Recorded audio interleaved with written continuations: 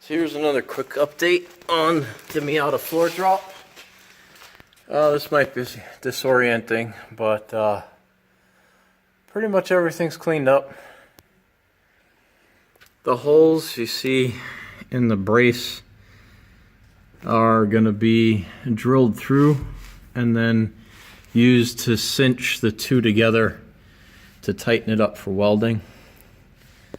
I don't really like the angles on this reinforcement, and also it's got that I'm going to have to deal with, but that's something that can happen after the fact. Let me give you a top side view. It's not welded in yet,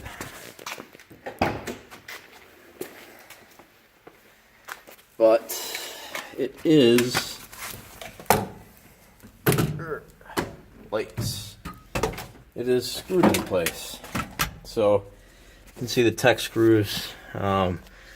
My impact driver was powerful enough to take the heads off of a few of them, but this is in place enough, more than solidly enough, to do the seat fitting.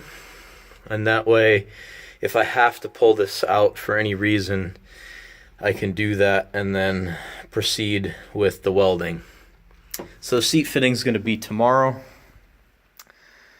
And yeah, I actually even had my wife over helping.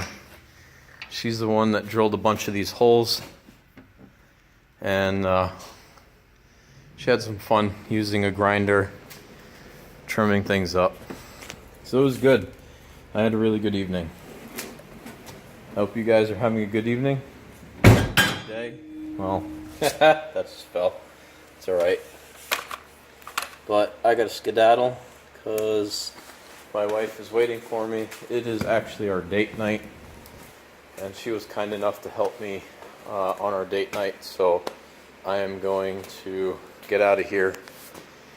Can't wait to use this thing. I'm really excited about that, actually, so that'll be fun. Anyways, catch you later. Have a good night, and you'll get another recap tomorrow. Bye.